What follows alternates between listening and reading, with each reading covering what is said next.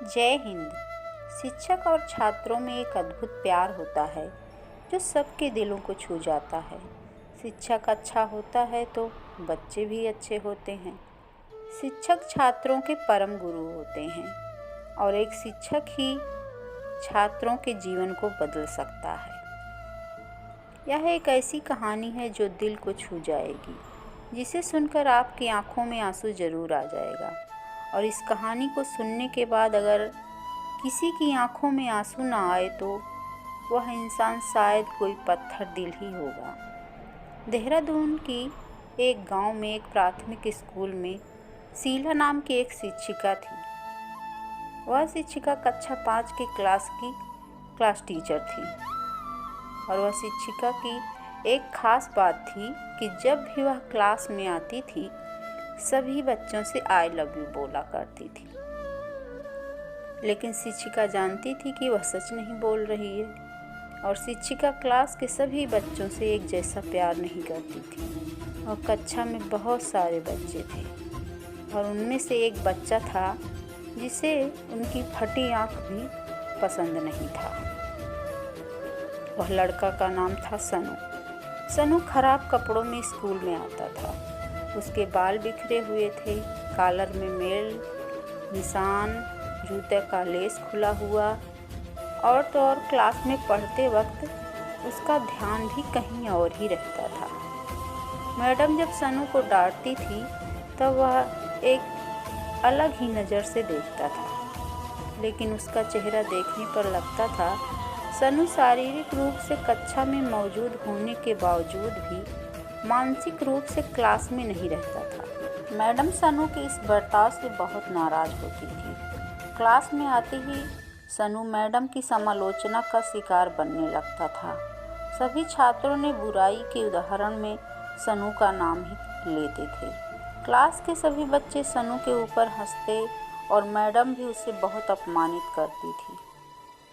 हालांकि सनू ने किसी की बातों पर कोई जवाब नहीं दिया, लेकिन मैडम की बात उसे बहुत बुरी लगती थी। मैडम की सज़ा और डांट खाने के बावजूद भी वह बस अपनी भावनाओं से उन्हें खाली नज़रों से देखता रहता था और अपना सिर झुका लेता था। लेकिन मैडम को सनू से बहुत ही गंभीर नफरत हो चुकी थी। सनू का पहला सेमेस्टर ख़त्म हुआ और कक्षा की प्रोग्रेस बनाने के समय आ गया तो मैडम ने सनू की प्रगति रिपोर्ट में सारी बुरी बातें लिख दिया। हर छात्रों की प्रोग्रेस रिपोर्ट पहले तो स्कूल के हेडमास्टर के पास जाता है और उसके बाद छात्रों के माता पिता के पास जाता है। स्कूल के हेडमास्टर जब सनू का प्रोग्रेस रिपोर्ट देखता है तो प्रोग्रेस रिपोर्ट देखते ही तुरंत मैडम को बुला को कहा, मैडम सनी की प्रगति रिपोर्ट में सनू की कुछ तो प्रगति लिखनी चाहिए थी, नहीं तो उनके माता पिता बहुत ही निराश हो जाएंगे। मैडम ने कहा, मैं माफ़ी चाहती हूँ, लेकिन सनू बहुत ही आलसी और पढ़ाई में बिल्कुल भी ध्यान नहीं देता है और मुझे लगता है कि उसकी प्रगति में कुछ भी अच्छा नहीं लिखा जा सकता। मैडम ने यह बात बहुत ही गुस्से में बोला और बोलकर वहाँ से निकल गई। वह थोड़ी देर बाद वहाँ छुट्टी हो गई। हेडमास्टर ने सनू के लिए एक विचार किया और उन्होंने चपरासी के हाथ मैडम की डेस्क पर सनू की पिछली प्रगति रिपोर्ट रख दी। अगला दिन जब मैडम स्कूल में आई तो उनकी नज़र उस रिपोर्ट पर पड़ी। मैडम ने रिपोर्ट खोलकर देखा तो सनू की पिछले साल की प्रगति रिपोर्ट। मैडम ने सोचा कि ये पिछले साल में सनू की तो कोई भी बदमाशी नहीं की है, तो बहुत अच्छा बच्चा था। मैडम ने कक्षा 3 की रिपोर्ट देखा। रिपोर्ट देखकर मैडम बहुत ही आश्चर्य हो गई और जब उन्होंने देखा कि रिपोर्ट सनू की तारीफों से भरा पड़ा है। रिपोर्ट में लिखा था कि सनू जैसा बुद्धिमान बच्चा मेरी ज़िंदगी में पहली बार देखा और सनू बहुत ही शांत और संवेदनशील बच्चा है। सनू अपने मित्रों और शिक्षकों से बेहद लगाव रखता है। अंतिम सेमेस्टर में भी सनू पहला स्थान प्राप्त किया। मैडम कक्षा 4 की रिपोर्ट और उस रिपोर्ट में लिखा था कि सनू उसकी माँ की बीमारी की वजह से बहुत ही परेशान है।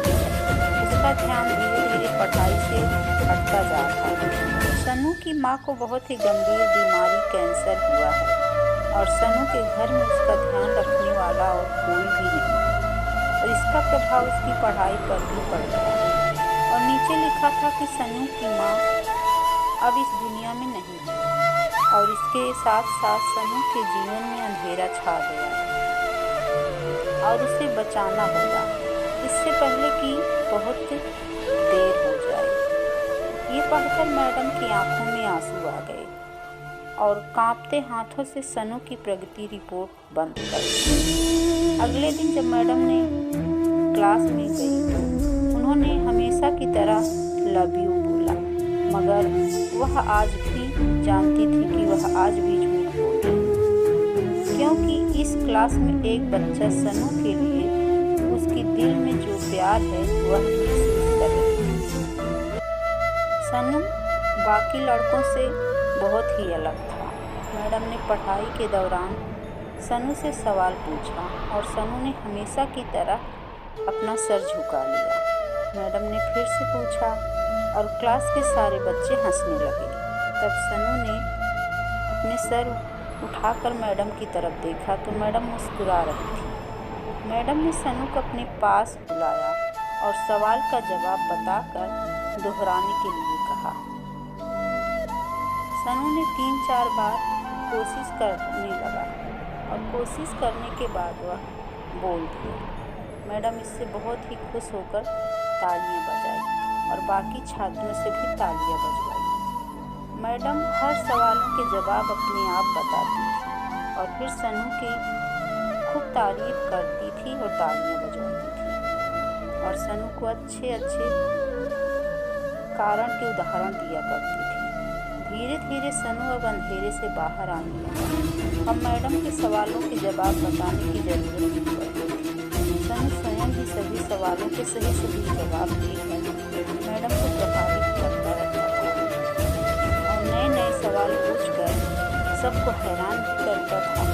सनू की अब बाल भी बिखरे नहीं हुए थे, कपड़े भी मैले नहीं थे। शायद सनू ने खुद का काम खुद ही करने लगा था। देखते ही देखते साल समाप्त हो गए और सनू ने दूसरा स्थान हासिल कर लिया और कक्षा 5 पास कर लिया। अब सनू दूसरी जगह स्कूल में दाखिल होने के लिए तैयार है। कक्षा 5 में विद्यालय समारोह में सभी बच्चों ने मैडम के लिए अच्छा गिफ्ट लाया, मैडम के टेबल पर रख दिया। इन सभी उपहारों के बीच एक पुराने पेपर से मोड़ा हुआ एक उपहार भी पड़ा था। सभी बच्चे उसे देखकर बहुत ही हंस रहे थे और किसी को जानने में देर नहीं लगी कि यह गिफ्ट सनू ने लाया है। मैडम ने सभी उपहारों को छोड़कर सनू के उपहार को खोला और खोलकर देखा। उसके अंदर एक महिलाओं की द्वारा इस्तेमाल किया हुआ इत्र की शीशी थी और हाथों में पहनने वाला एक कंगन था। उस कंगन के ज़्यादातर मोती झड़ चुके थे। अपने ऊपर इत्र को छिड़का और कंगन को पहन ली। यह देखकर सभी बच्चे बहुत ही हैरान रह गए, खुद सनू भी। आखिरकार सनू से नहीं रहा गया, वह मैडम के पास आकर खड़ा हो गया। सनू ने रोते हुए मैडम को कहा, आज आप में से मेरी माँ जैसी खुशबू आ रही है। सनू की ये बात सुनकर मैडम की आंखों में आंसू आ गया और सनू को गले से लगा लिया। सनू अब दूसरे स्कूल में जाने वाला था और कुछ ही दिनों में सनू ने दूसरे स्कूल में दाखिला भी ले लिया। सनू की पढ़ाई शुरू होने लगी, समय बीतने लगा। दिन, सप्ताह, महीना और महीनों के बाद सालों में बदलने लगा। भला कहाँ देर लगती है साल दर साल बीतते। सनू ने हर साल के अंत में मैडम को एक पत्र नियमित रूप से लिखा करता था और मैडम को भेज देता था। उसमें लिखा होता था कि मैडम, इस सालों में कई टीचर से मैं मिला, लेकिन आप जैसा कोई भी नहीं था। फिर सनू की पढ़ाई समाप्त हो गई और पत्र भेजना भी समाप्त हो गया और कुछ दिनों के बाद ही मैडम रिटायर भी हो गई।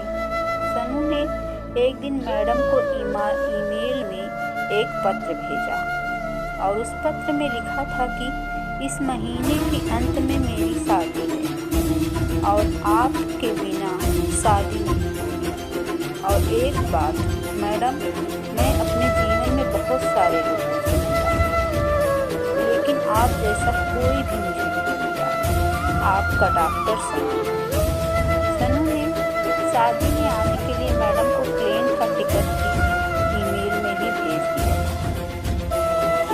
मैडम ने अपने आप को रोक लिया और सनू की शादी में जाने के लिए रवाना हो गया। मैडम ने सनू की शादी में पहुंचने में थोड़ा देर लगा। उन्हें लगा कि शादी की समारोह समाप्त हो चुका, लेकिन ये देखकर मैडम हैरान हो गई कि शहर के बड़े बड़े लोग, बिजनेसमैन और तो और यहाँ तक कि शादी कराने वाला पंडित भी थक चुका था कि आखिर किसका इंतजार कर रहा है। सनू शादी के मंडप को छोड़कर गेट की तरफ देख रहा था और मैडम के आने का इंतजार कर रहा था। सभी ने देखा कि गेट से एक बूढ़ी औरत आ रही है। सनू तुरंत उठा और उस बूढ़ी औरत के पास दौड़ता हुआ गया और उनका हाथ पकड़कर सीधा मंडप पे लेकर आ गया। मैडम सनू का दिया हुआ उनकी माँ का कंगन पहना हुआ था। ये देखकर सनू की आंखों में आंसू सा आ गया और मैडम के हाथ को पकड़कर कहा, दोस्तों, आप सभी ने मेरी माँ के बारे में पूछा करते थे और मैं आप सभी से वादा किया करता था कि जल्दी ही मैं अपनी माँ से आप सभी को मिलवाऊंगा। ध्यान से देखो, ये है मेरी प्यारी सी माँ, इस दुनिया की सबसे अच्छी है, मेरी माँ, ये है मेरी माँ।